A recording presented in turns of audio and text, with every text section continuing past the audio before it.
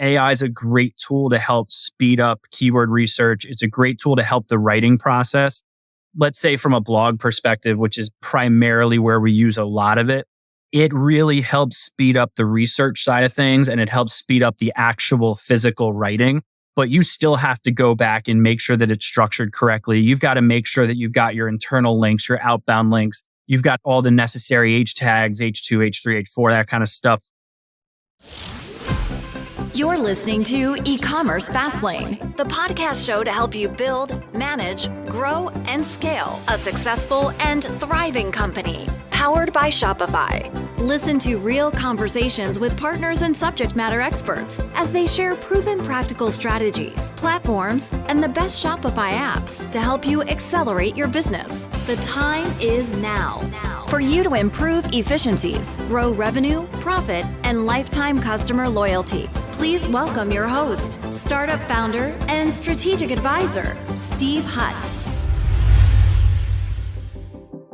This episode is brought to you by TDO, the highest rated live chat software on Shopify. Now, TDO helps Shopify merchants to gain and retain more customers with personalized shopping experiences. Now, with TDO, you can recommend products and offer discounts based on the user's behavior and their order history without leaving the chat widget. Now, TDO also takes the pressure off your support team, and the app really enables you to manage all of your communication channels from one dashboard, and literally it can automate up to 47% of your recurring questions. So it's pretty amazing with a great time saver. You can increase your customer satisfaction and sales with personalized shopping experiences. You'll learn more by visiting tdo.com/fastlane. That's TIDIO.com/fastlane. And there you can start a TDO Premium Edition with an exclusive discount for Ecommerce Fastlane listeners only. So make sure you punch in the special code Fastlane when you check out. Well, welcome back to Ecommerce Fastlane. I'm your host, Steve Hutt. With plenty of podcast choices, both for founders and marketers in e-commerce, retail, and the direct-to-consumer space, I massively appreciate that you're taking time and listening to the show today. I release new episodes. They come out twice weekly, and they're available from all of your favorite podcast apps like Apple, Spotify, and Google. We're also now on Amazon Music and YouTube, so if you consume any of your podcasts on those platforms, you might want to go check that out. Now, to get the full value of today's episode, you can click through from whatever podcast app you're using, and that will direct you over to the landing page at ecommercefastlane.com.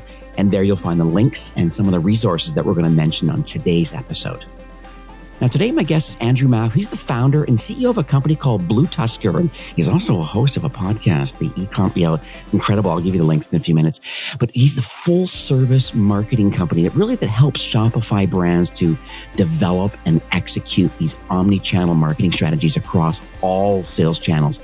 Guarantees a very timely episode. We're kind of pre-BFCM right now.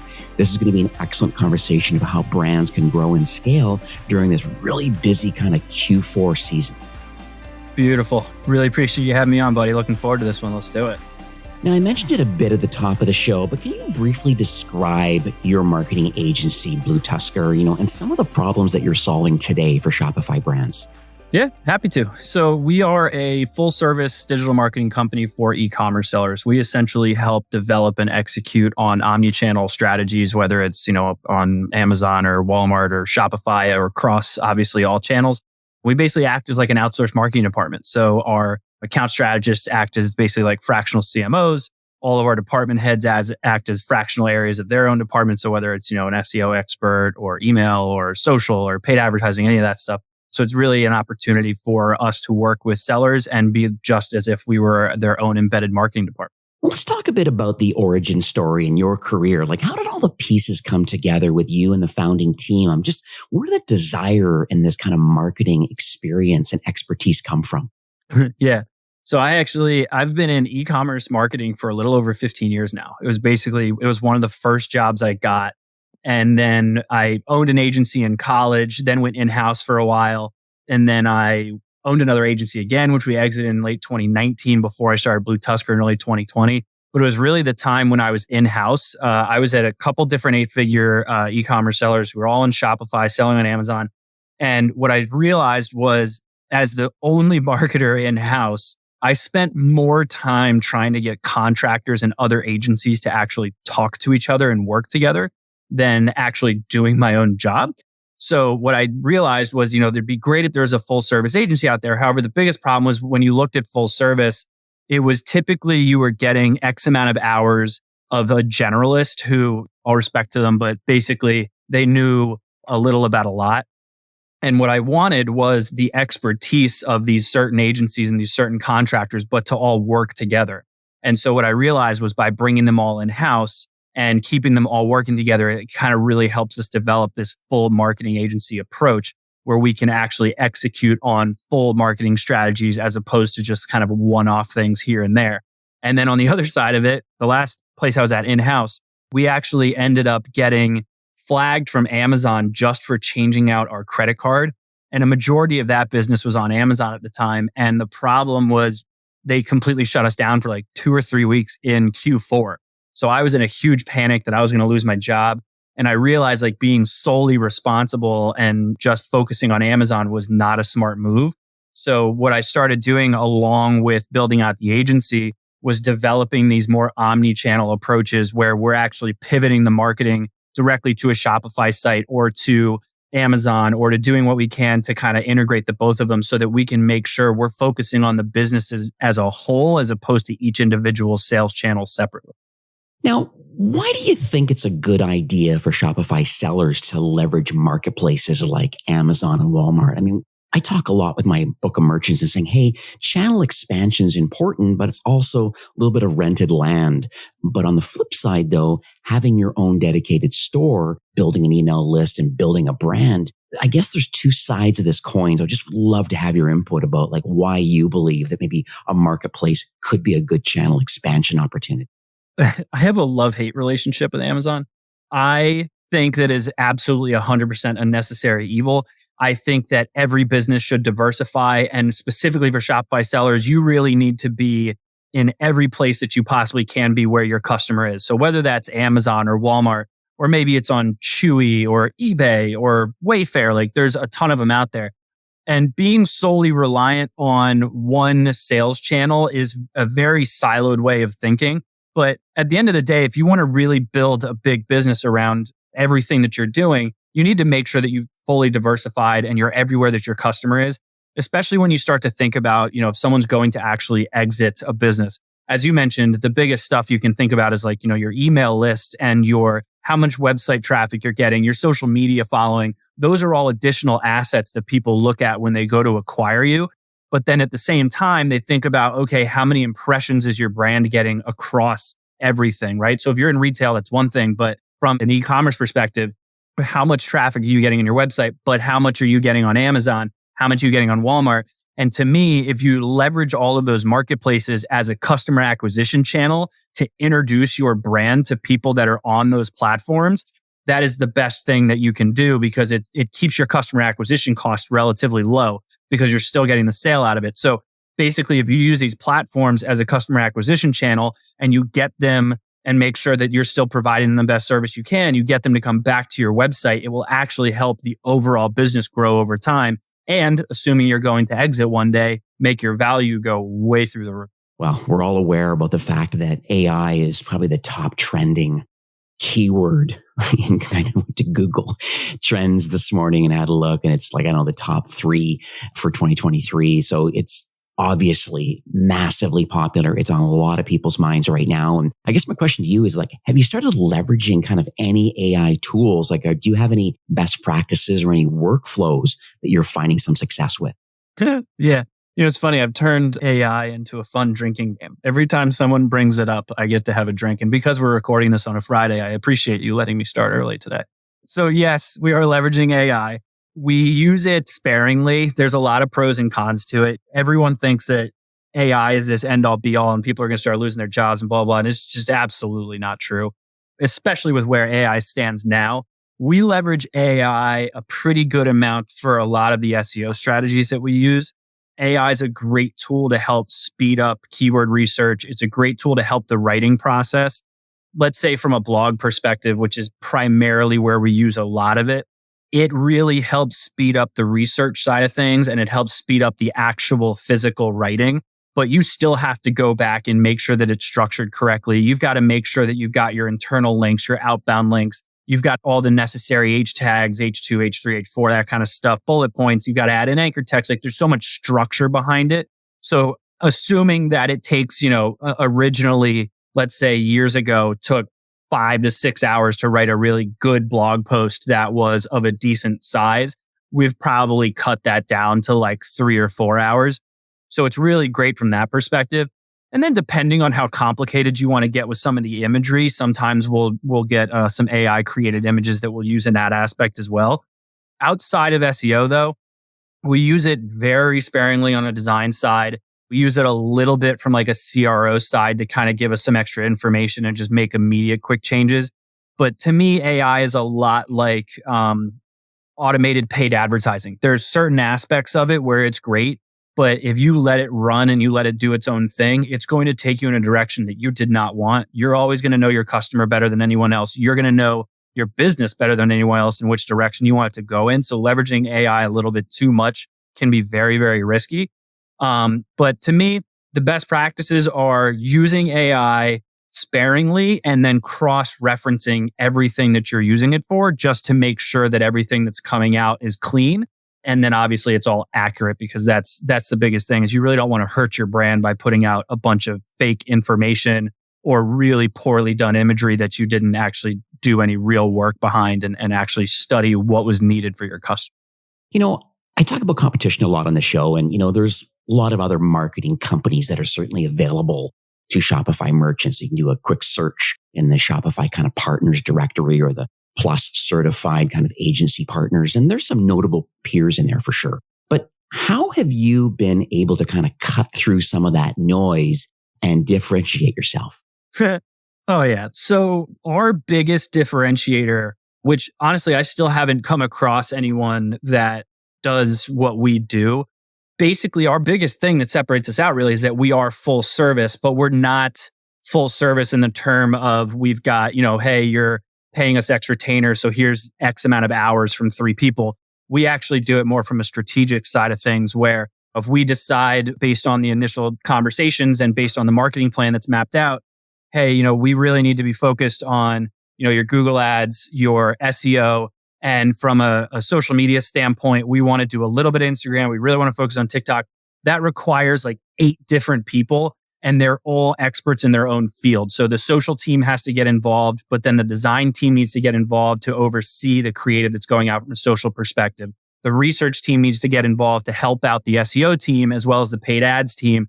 So really, instead of getting a handful of hours from like 2 or 3 people, you're getting a handful of hours from people that are experts in this field. So I almost see us as like an agency of agencies because we really treat each individual department almost as if it was its own agency. But our account strategists work together with making sure that everyone is working in one area on a cohesive strategy. That tends to be the biggest thing. However, for those sellers that are also on other channels, our biggest differentiator is we know Amazon and Walmart and Wayfair and Chewy inside and out as if we've been doing it since they started. But we also know off marketplace marketing and how to leverage driving people to a website or driving people to Amazon or Walmart, et cetera, and developing these omnichannel strategies. We're one of only a handful of Amazon Buy with Prime partners. So we actually develop a lot of these omnichannel strategies where we drive traffic to the website, they convert on Buy with Prime, and then we decide, okay, now we've got this segmented audience of Amazon sellers. Do we want to send them to Amazon when we do a product launch, or do we want to send them to the website, or do we want to send them to Walmart? Or there's 10 different ways that you can segment out that audience and really leverage all the data that you're getting from that benefit. So just to kind of bring that all together, really our biggest differentiator is we're like having a ton of expert agencies working in one roof, all under the same marketing plan, as well as developing omnichannel strategies for what I believe most e-commerce sellers should be doing, which is selling on their own website, as well as multiple marketplaces to diversify themselves. Today's episode is sponsored by our friends over at Tidio. It's TIDIO.com, and they're the highest rated live chat software on Shopify. Literally, you can increase your customer satisfaction and sales with personalized shopping experiences. You can learn a lot more by heading on over to Tidio.com/Fastlane, and you can start right away with a premium version. It's exclusively available on a special discount for Ecommerce Fastlane listeners. You can check them out there, tdo.com/Fastlane, and use the promo code Fastlane. Now, Andrew, we all love stories, and I believe a story really can educate and inspire others to take action. So can you maybe share a story or a case study of a recent Shopify business that you've worked with? I just would love to uncover what specifically motivated them from their current process of their marketing strategy of some sort or not, and then becoming a customer and how you were able maybe to improve efficiencies or drive more revenue. Yeah. The one I'm most proud of is actually one that's a case study we haven't published yet, but we're wrapping it up now. And the reason we're most proud of it is because it's one of the more recent times that we've really done an entire concept from the ground up. So we work with someone who is a very, very large Amazon seller. Like, I believe 2023 this year, they'll probably clear almost 40 million. But their website has been something that they've worked on, and it's obviously contributed to a lot of that, but it's not near what Amazon is. And when we met them a couple of years ago, their biggest issue was they wanted to rebrand. So we actually went through a whole process of market research for a new name, as well as, obviously the domains available and that kind of stuff. But then we had to develop a new logo and go through the whole branding concept. Which was super fun. But then we got into okay, now we need to build an entire new website.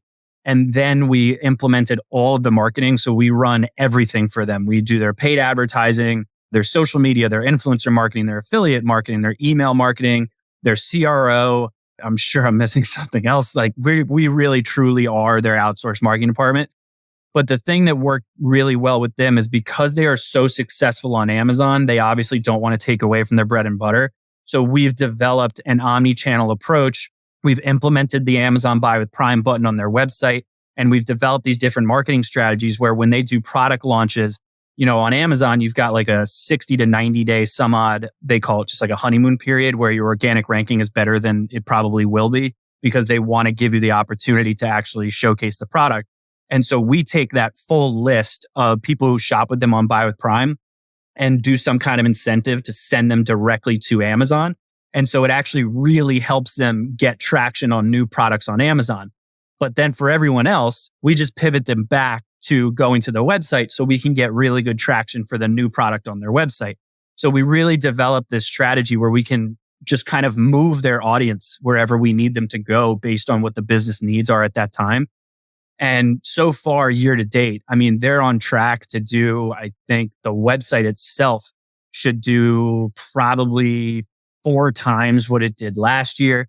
Their social media following has just about tripled. Their email list has almost doubled. Their conversion rate is, if I gave you a percentage, it would sound like a joke, but because conversion rates are interesting. But last year, they were at a 1.5. I think they're up to a 4 point something percent right now, last I looked. So it's just a fantastic case study. And really the only reason we haven't released yet is because we're trying to figure out how do we make this not sound like we're lying, but it's done really well.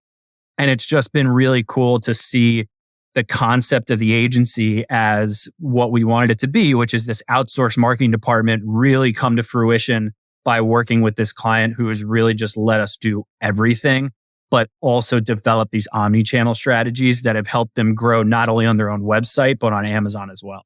So what does the future look like for BlueTuskr? Can you maybe share your North Star for the remainder of this year and then into 2024? End of the day, how are you going to continue to innovate and assist with these Shopify-powered brands?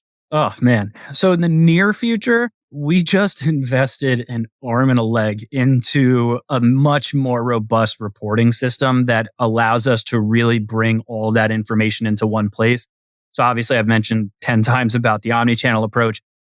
Reporting on all of those different channels and all of your different marketing channels in one place is a chore. So we've actually partnered with a couple different reporting companies that are allowing us to bring all of that data into one place, because a lot of the tests that we'll do, which I'm sure you're familiar with, if we increase, let's say, Facebook advertising spend by 20%, we might see an increase of revenue on the website by an equal amount of, let's say, 15%, but then we'll also see another increase on Amazon because, the customer journey is fluid.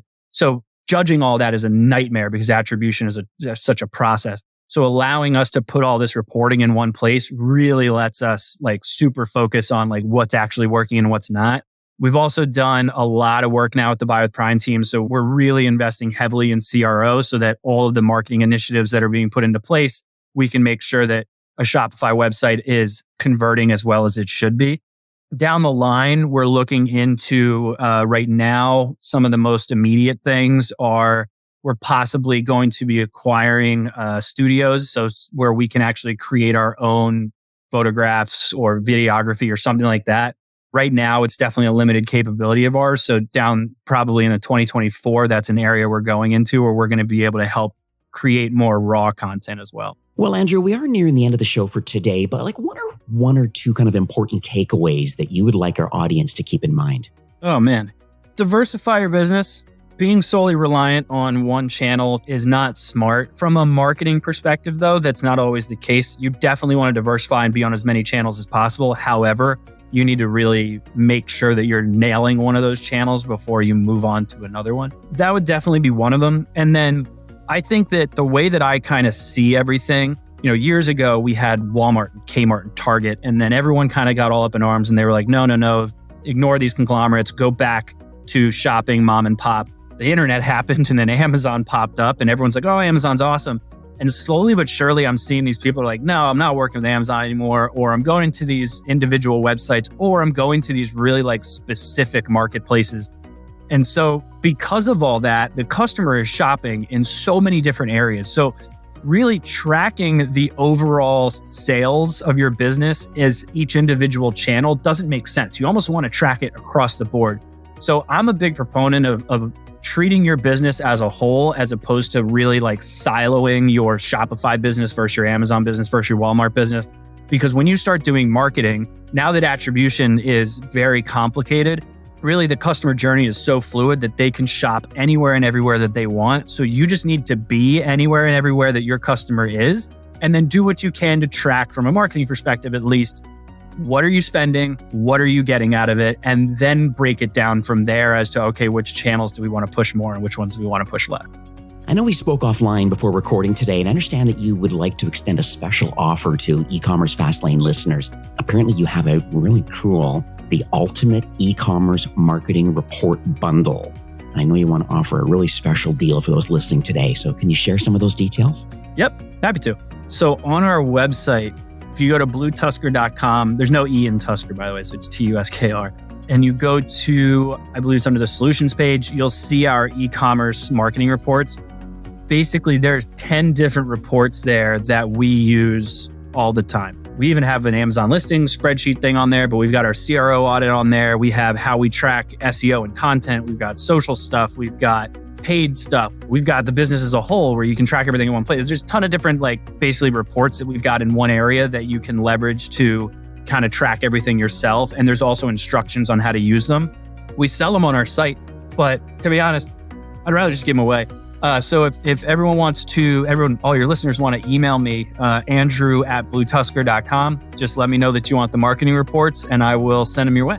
Well, thanks, Andrew, for joining me today and sharing BlueTuskr and how you and the team really are specializing in both on and off marketplace marketing.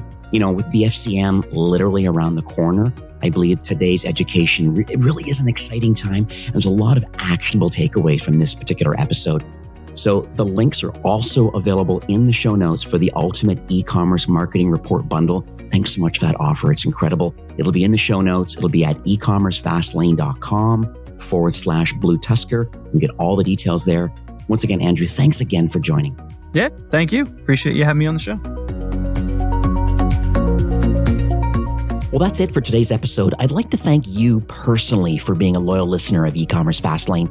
It's my hope that this podcast is offering you a ton of value through growth strategies, tactics, and exclusive insider tips on the best Shopify apps and marketing platforms, all with my personal goal to help you build, manage, grow, and scale a successful and thriving company powered by Shopify. Thanks for investing some time today and listening to the show. I'm so proud and excited that you have a growth mindset and are a constant learner. I truly appreciate you and your entrepreneurial journey. Enjoy the rest of the week and keep thriving with Shopify.